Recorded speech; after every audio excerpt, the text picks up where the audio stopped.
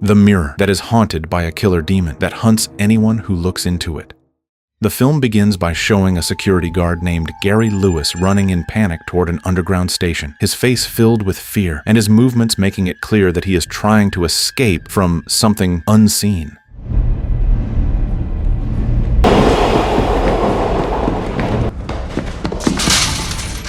In a state of terror, Gary searches for a place to hide until he finally enters an empty room that contains nothing but a large mirror.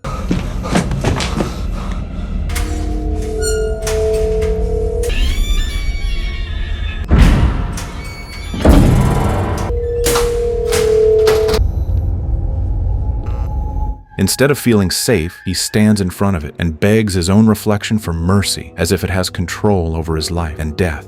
The tension builds as the mirror suddenly begins to crack on its own and eventually shatters without being touched.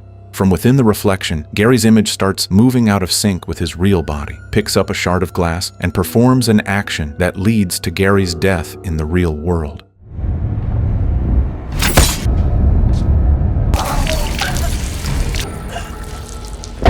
The story then shifts to Ben, a former police detective whose life has fallen apart due to his alcoholism.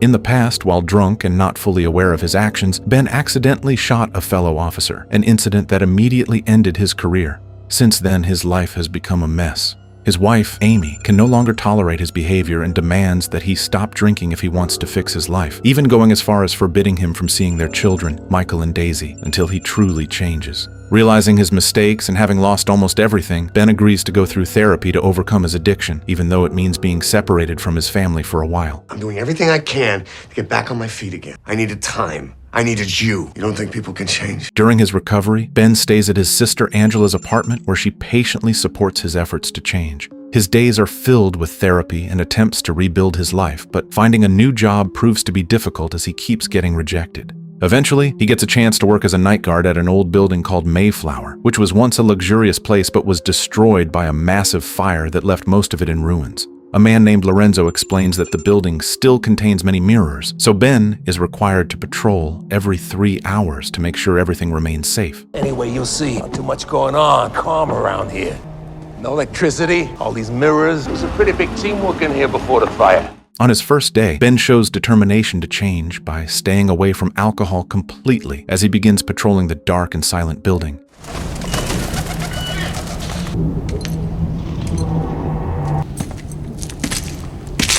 Inside, he notices rows of mirrors standing among the damaged structure, and when he examines one of them closely, he sees a clear handprint on its surface that he cannot wipe away no matter how hard he tries. From the mirror's reflection, Ben sees a door behind him slowly opening on its own, but when he turns around, the door is still firmly closed. From that moment on, strange occurrences continue to follow him, all connected to the mirrors, making him feel as if something is watching him from within them. He even sees his own reflection distort into something horrifying and witnesses a burned figure appearing in the mirror without any presence in the real world.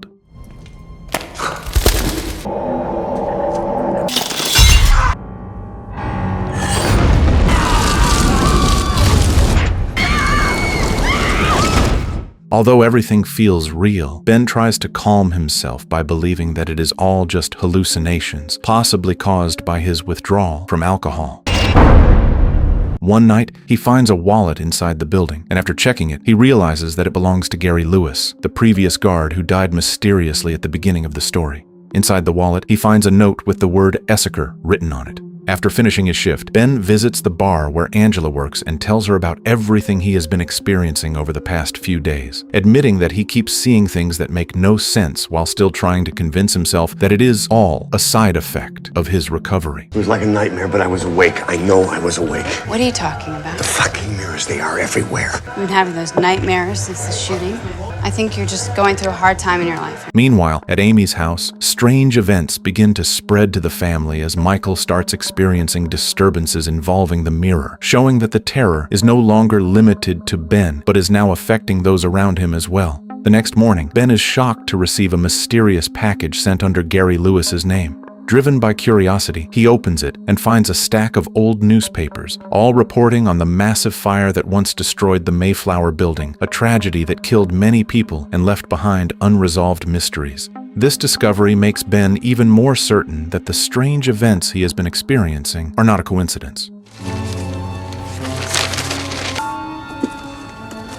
When he returns to work, Lorenzo informs him that Gary, the previous guard, was found dead in a horrifying condition, strengthening Ben's suspicion that Gary's death is connected to the strange occurrences inside the building. Since Amy works at a hospital, Ben goes to see her with the intention of viewing Gary's body.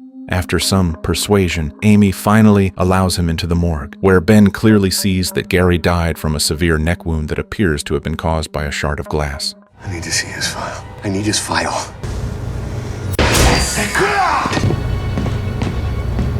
Before leaving, Ben asks Amy to access all the case files related to Gary, then explains that ever since he started working at Mayflower, he has been seeing unexplainable things through the mirrors. However, Amy refuses to believe him and assumes he is simply experiencing withdrawal effects from alcohol. Even so, after Ben insists, Amy eventually shows him Gary's files. Using his experience as a former detective, Ben quickly notices something odd in the crime scene photos. The shard of glass involved shows no trace of blood, which should not be the case if the wound had been self-inflicted. Despite his reasoning, Amy still does not believe him and continues to think he is hallucinating, leaving Ben frustrated as he walks away. Look at the piece of mirror that Gary Lewis is holding. In reality, it's perfectly clean. What if the mirrors can actually make us do things that we don't want to do? What are you talking about? No, just listen to me. I don't have time for this. What's wrong with you? Amy, I'm seeing things in the mirrors at work. Around the same time, another tragedy occurs when Angela, Ben's sister, experiences something terrifying in her own apartment and ultimately loses her life in a tragic way. Her screams alert the neighbors, who immediately call the police. Not long after, Ben arrives and finds the apartment crowded with people, and as he steps inside, he is faced with the devastating sight of Angela's lifeless body.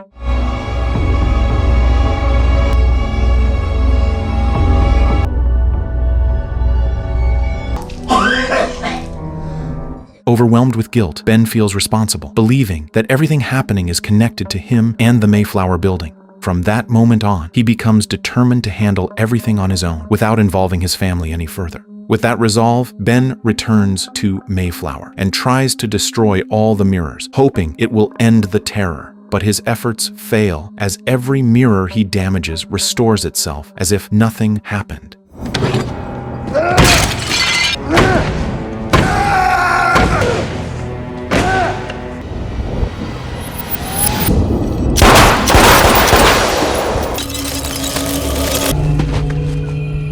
In desperation, he begins questioning what the mirrors actually want, until words slowly appear on one of them, forming the name Essaker, the same word he found in Gary's wallet. Realizing this is the key, Ben starts digging deeper and asks Larry, a police officer, to search for the name Essaker in New York, but no relevant records are found.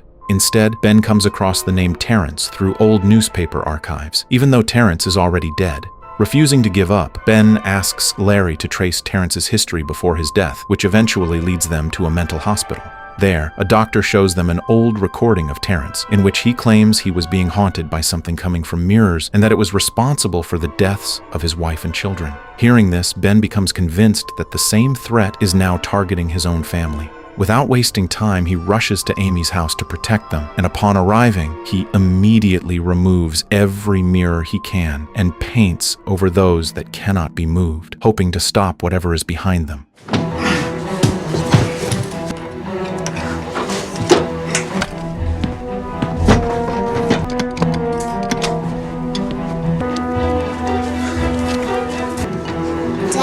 Sweetheart, just give me a second. His strange behavior alarms Amy's housemaid, who quickly calls Amy at work, prompting her to rush home and find Ben acting in a way she believes is completely unstable. She assumes he is mentally affected by quitting alcohol, while Ben desperately tries to convince her that the reflections in mirrors can harm people. When she still refuses to believe him, Ben attempts to prove it by shooting a mirror, claiming it will restore itself. But after waiting, nothing happens, making Amy even more certain that something is wrong with him. Feeling completely alone and not believed by anyone, Ben leaves the house, and on his way, he nearly gets into an accident when he sees Angela's reflection suddenly appear in his car's rearview mirror.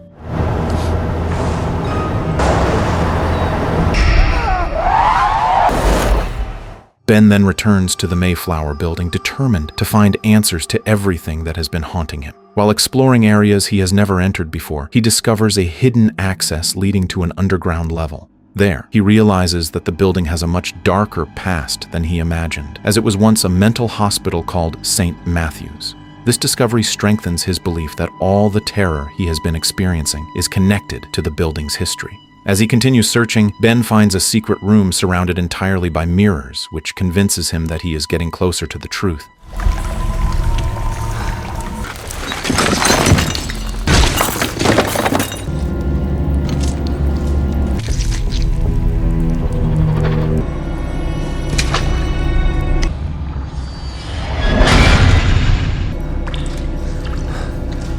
He immediately contacts Larry and asks him to look for records of patients and staff from St. Matthew's, suspecting that the name Essaker must be linked to the past of the place. Larry explains that the hospital has been closed for over 50 years, but if it was officially operating back then, the records should still exist in the police archives. Without wasting time, Larry secretly retrieves the files and brings them to Ben. A few hours later, he finds important documents, including the file of a patient named Anna Essaker, and reveals that aside from the fire, there was also a mass killing at the hospital that claimed the lives of many patients and staff. As Ben studies the files more carefully, he notices inconsistencies in Anna's records that do not match the timeline of the tragedy, leading him to realize that Anna had already left the hospital before the incident occurred, which means she is likely still alive. This suspicion becomes even stronger when Ben shows Anna's photo to one of the mirrors, and the reflection seems to indicate that she is somewhere outside New York. Without hesitation, Ben decides to go and find her. Meanwhile, at Amy's house, another strange incident occurs when Amy sees Michael talking to a mirror, and after he leaves, she notices that his reflection was not moving in sync with him. That moment finally convinces Amy that everything Ben said is real, and she immediately calls him and asks him to come home. You have to come to the house right now. Amy. Oh, Ben. Amy, what's wrong?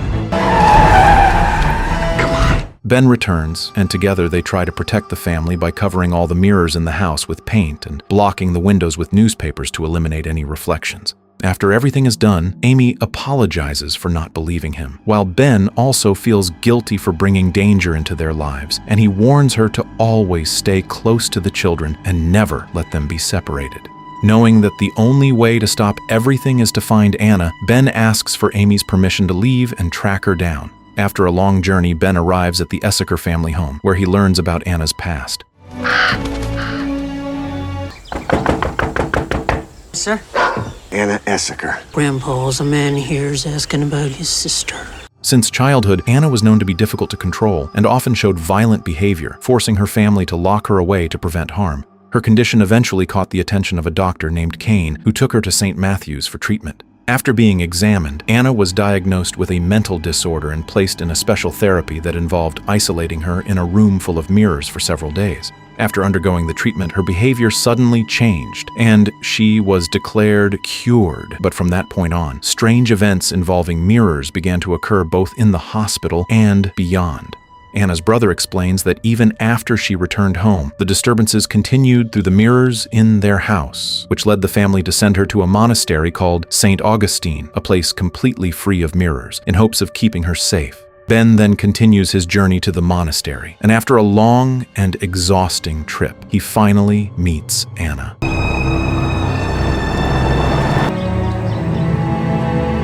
I've come to speak with a member of your community, Anna Essaker. It's very important, please.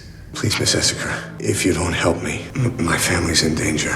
In the building that used to be St. Matthew's Hospital. He tries to convince her to return to the hospital so they can stop the terror, but she refuses because she is terrified of what exists within the mirrors. During their conversation, Anna reveals the truth that what she experienced as a child was not just a mental illness, but that she had been possessed by a powerful entity. When she was placed in the mirror-filled room during therapy, the entity left her body and became trapped within the mirrors instead. From that moment on, Anna was no longer affected, but the terror spread through the mirrors in the hospital, leading to chaos, killings, and the fire. Even after returning home, the entity continued to follow her through mirrors, which is why her family ultimately sent her somewhere completely free of them. Anna insists that she does not want to return because she fears the entity could reach her again, but Ben, having no other choice and believing his family is in danger, begs her to help. When she still refuses, Ben is forced to take a desperate step and points a gun at her, making her go with him because he believes she is the only one who can stop the terror coming from the mirrors. In the end, Anna is forced to return to St. Matthew's with Ben, even though the fear is still clearly visible in her. At the same time, at Amy's house, the situation turns even more tense when Amy wakes up and realizes that Michael is no longer beside her. Panic begins to set in as she opens the door and finds the entire house flooded, creating reflections in almost every corner. This makes the threat even more dangerous, as reflections can now appear anywhere. Amy quickly secures Daisy in a room without mirrors, then desperately tries to find Michael. Michael?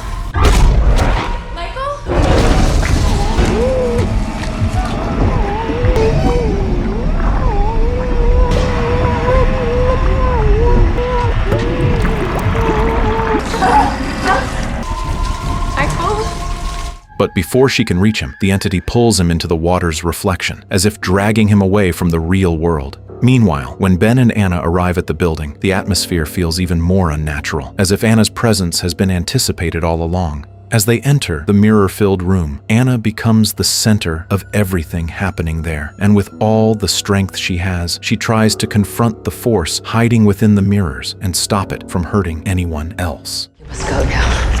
Thank you.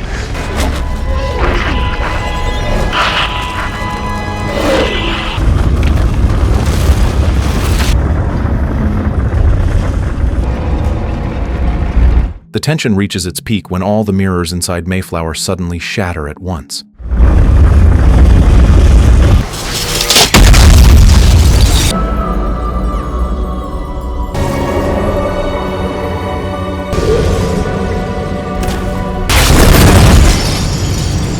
At that same moment, back at Amy's house, Michael reappears, finally freed from the entity's influence, and Amy, Michael, and Daisy embrace each other in relief, grateful that they are still together.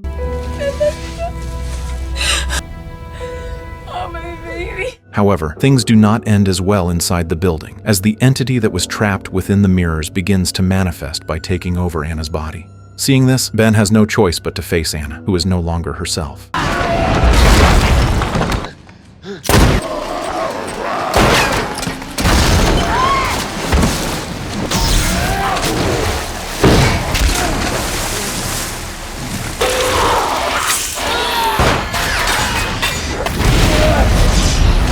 The confrontation ends with Ben managing to stop her, but it triggers massive destruction that causes the building to collapse. The falling debris buries Ben beneath the ruins, leaving him trapped inside the destroyed structure. After some time, Ben regains consciousness and manages to crawl out from under the rubble, trying to escape the building, but something feels wrong as no one comes to help him. As he looks around, he notices that everything appears reversed, as if he is seeing the world from the other side. When he tries to check his reflection, he realizes that it does not appear at all, and in that moment, Ben understands that he is now trapped inside the mirror world. Meanwhile, in the real world, a final sign appears as Ben's handprint slowly forms on the surface of a mirror, proving that he still exists, but no longer in the same world as the people he loves, and the story comes to an end.